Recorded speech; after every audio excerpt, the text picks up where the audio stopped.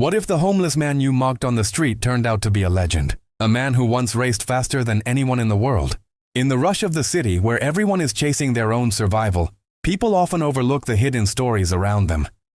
An old man dressed in a dusty, worn-out jacket with messy hair and torn shoes looked like just another homeless soul wandering the streets. But in his eyes, there was something unusual, a quiet spark, as though he was hiding a greater truth. That evening, he stopped near a small restaurant. Outside, a group of young men were laughing, eating, and teasing each other. Beside them stood a car with its hood open.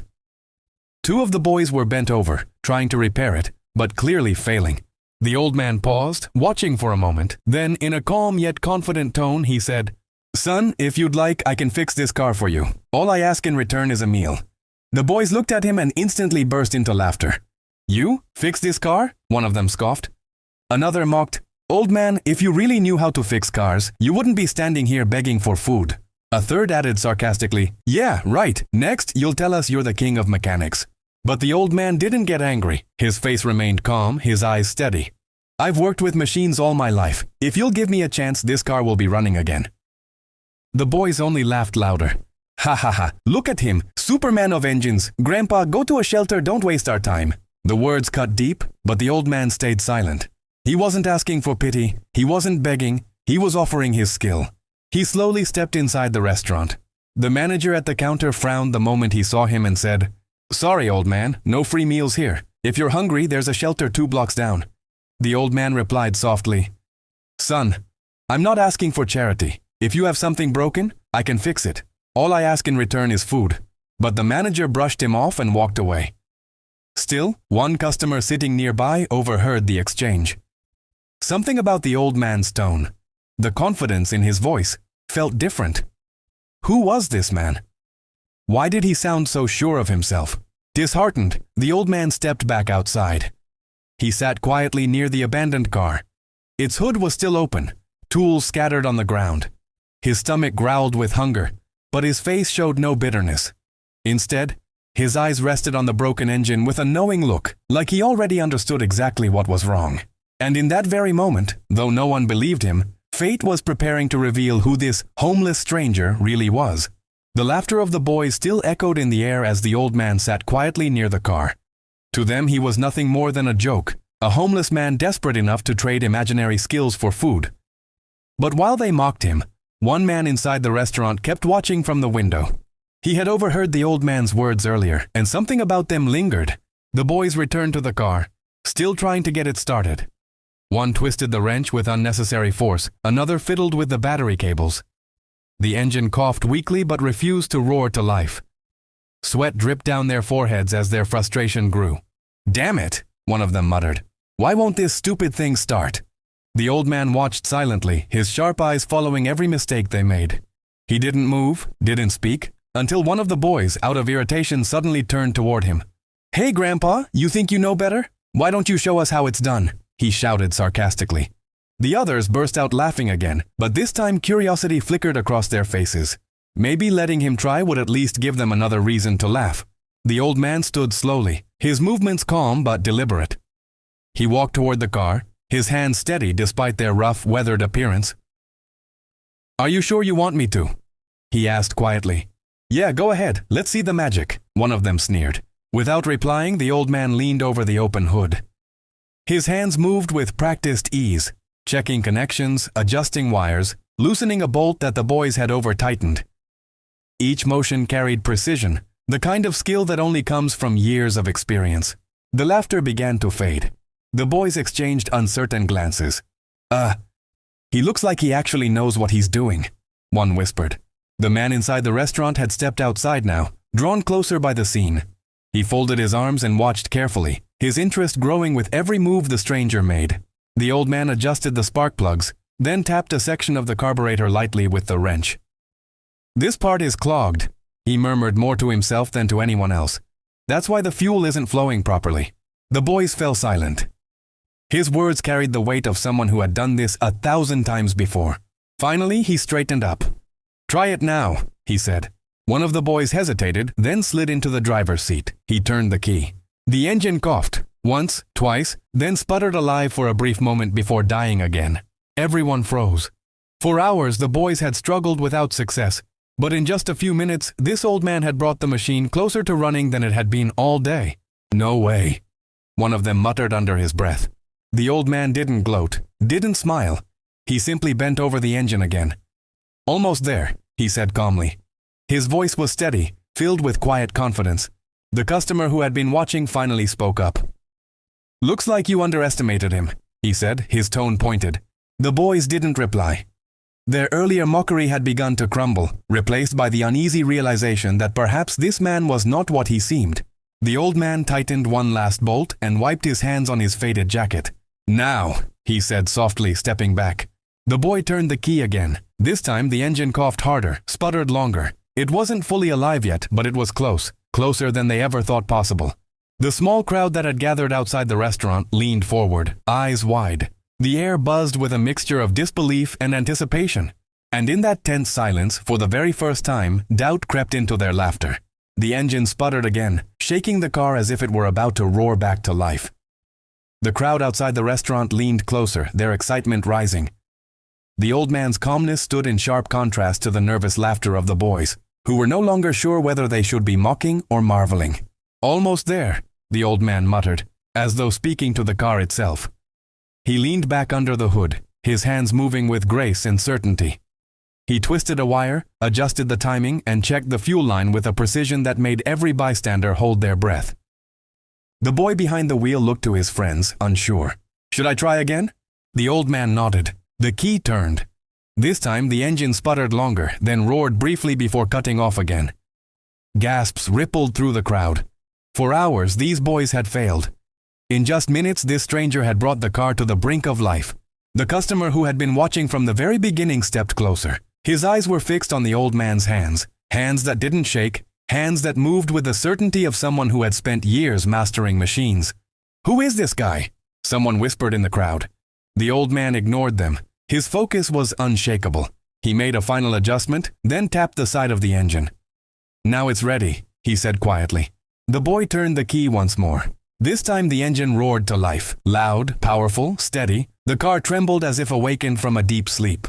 The crowd erupted into cheers and gasps. The boys' jaws dropped. They looked at the old man, speechless. But as the sound of the engine filled the street, the old man's eyes drifted away. For him, the roar was more than just an engine running. It was an echo of his past. In his mind, memories flashed. The thunder of engines on a racetrack, the deafening roar of cheering crowds, the blinding lights of stadiums. He remembered the smell of burning rubber, the blur of speed, the adrenaline that once flowed through his veins. He had been young then, fearless, unstoppable. He had been a champion. The image of a checkered flag waving high. The memory of standing on a podium, trophy in hand, with the crowd chanting his name. For a moment he was back there, racing, winning, living. But the vision faded quickly, replaced by silence, loneliness, and the empty streets he now wandered. His shoulders slumped slightly, as though carrying the weight of both glory and loss. The car continued to run smoothly, the engine humming under his touch. One of the boys finally found his voice. How did you do that?" he stammered. The old man gave a faint smile. "Machines have always spoken to me. You just have to know how to listen." The crowd stared at him with awe. The laughter was gone now, replaced by respect and curiosity. The customer from inside the restaurant took a step closer. "You're not just some homeless man, are you?" he asked carefully. The old man didn't answer. Instead, he stepped away from the car, his eyes distant, lost in the memories of a life long gone. For the first time, the boys who had mocked him felt a pang of guilt. They realized this man was not ordinary. His steady hands, his calm voice, his unmatched skill. There was something extraordinary about him. And though no one yet knew the full truth, the first glimpse of his legendary past had quietly slipped into the open. The crowd fell silent, waiting. They sensed that this man carried a story far greater than any of them could imagine. The engine hummed steadily, its rhythmic growl filling the street. People who had gathered around the car couldn't stop staring at the old man.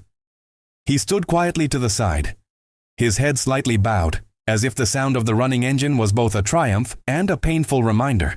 The customer who had been observing from the very beginning spoke again, this time with more urgency. "I've seen those hands before, the way you work with machines. You're not just some drifter. Who are you?" The old man hesitated. For a long moment he said nothing, but his silence only deepened the mystery. One of the younger boys, still shocked by the revival of his car, pulled out his phone and began searching. He typed in a few words, piecing together the fragments he'd heard from the old man. Machines, racing, legends. His eyes widened as an old photograph appeared on the screen. "Wait a second, guys, look at this," he exclaimed, holding the phone out.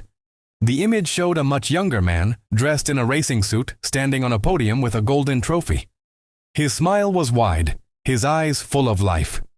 Behind him, banners declared him a champion. Though younger, though stronger, the resemblance was undeniable. "It's him," the boy whispered. "It's really him." Gasps spread through the crowd. The name below the picture made several heads turn. The customer leaned closer, almost in disbelief. "I remember now. You're Daniel Carter, the racing legend." Murmurs rippled through the gathering. Even those who weren't familiar with racing recognized the weight of the name. Daniel Carter had once been a star, the man who broke records, who was destined to be remembered forever in the world of motorsport. The old man, Daniel, closed his eyes for a moment, as though the weight of his past had suddenly been thrown back on his shoulders. "That was a long time ago," he said softly. But the crowd pressed closer, their curiosity burning. "What happened?" someone asked. Daniel took a deep breath. His voice was calm, but heavy with pain. "Racing gave me everything. Fame, wealth, glory. But it also took everything away. One race, one mistake, one moment of bad luck. It was all gone. I lost my career, my family, my home. Little by little, everything slipped through my fingers." The boys who had mocked him earlier lowered their heads in shame. They had ridiculed a man who had once stood at the top of the world. Daniel continued, his voice trembling slightly. "When the crowds cheered, I thought they would never stop. When the cameras flashed, I thought they would always follow me. But when I fell, no one was there. Not the fans, not the sponsors, not even the people I trusted. That's the truth of glory. It disappears faster than it comes." The street was silent now. The engine's steady hum was the only sound, echoing like a reminder of both his greatness and his downfall. The customer stepped forward, his eyes filled with respect. "You may have lost everything, but you're still a legend. That doesn't fade." Daniel looked up, meeting his gaze. For a moment, the old spark flickered in his eyes. The spark of a man who had once raced faster than anyone alive. The boys shuffled uncomfortably, guilt eating at them. One finally whispered, We're sorry for laughing at you." Daniel gave a faint smile, though sadness lingered. "Don't be sorry for me, son. Just never judge someone by the clothes they wear, or the place they sleep. You don't know the battles they've fought, or the victories they've already lived." The crowd remained silent, each person absorbing the weight of his words. The legend they thought lost forever was standing before them, hidden in the rags of a homeless man. And though Daniel Carter had no riches left, in that moment, he held something far more powerful: truth. The street outside the restaurant had transformed. Where there was once laughter and mockery, there was now silence and awe. The name Daniel Carter carried weight, and everyone present could feel it. A living legend, once cheered by millions, now stood before them in worn-out clothes, asking only for food. The boys who had mocked him exchanged uneasy glances. Their earlier confidence was gone, replaced by guilt and shame. One of them stepped forward, his voice hesitant. "Sir, we didn't know. We're really sorry for the way we treated you." Daniel looked at him kindly, without bitterness. "You didn't have to know," he said softly. "Respect shouldn't depend on who a person used to be. It should exist simply because they're human." His words cut deep, hitting harder than any lecture could. The customer who had been watching from the very beginning finally stepped closer. He was moved beyond words. Taking out his wallet, he handed money to the restaurant manager. "Give this man a proper meal, something hot, something fresh, and make sure he eats here, at a table, with dignity." The manager hesitated, guilt flashing across his face. Moments earlier, he had dismissed Daniel as a nuisance. Now he realized he had turned away a man of honor. Without protest, he nodded and rushed to prepare the meal. Daniel was guided inside, but this time he didn't walk in as a beggar. He walked in as a guest, as a man respected. The crowd followed quietly, filling the restaurant with an air of reverence. When the food arrived, steaming, fragrant, and plentiful, Daniel's hands trembled slightly as he picked up the fork. For so long he had been ignored, invisible. Now people watched not with disdain, but with admiration. One of the boys stepped forward again. "If you'll let us, we'd like to help you. Maybe get you cleaned up, find you a place to stay." Daniel smiled faintly. "Thank you, son. I don't need much. Just kindness. That's worth more than anything else." The customer who had shown him compassion spoke again. "You may not have the fame anymore, but you still have something greater. You carry a story the world needs to hear. A story about resilience, about how even legends can fall, but also about how they never truly disappear." Daniel looked around the room, his eyes glistening. He saw young faces that reminded him of his own younger days, full of pride, eager for success. He hoped they would learn from his journey. "Life is like a race," he said, his voice steady. "It doesn't matter how fast you start. What matters is how you finish, and how you treat others along the way." Applause broke out, soft at first, then louder. The people who had once mocked him now clapped for him, not because of trophies or titles, but because of his wisdom and humility. As Daniel ate, the weight on his shoulders seemed to lighten. For the first time in years, he wasn't invisible. He was seen, he was heard, he was respected. The boys promised never to judge someone so quickly again. The manager, ashamed of how he had treated Daniel, offered him free meals whenever he returned. The customer, deeply moved, exchanged a firm handshake with him, saying, "You're not forgotten, Daniel. Not now, not ever." When the meal was finished, Daniel stood up. He didn't make speeches, didn't ask for anything more. He simply gave a grateful smile and walked out into the night, the hum of the city around him. But to everyone who had been there, the memory remained. They had seen a legend disguised as a homeless man. They had been reminded that greatness doesn't always shine in wealth or fame. Sometimes it hides in humility. And so the story closed with a simple, unforgettable truth. Never judge a book by its cover, because sometimes legends walk among us in silence.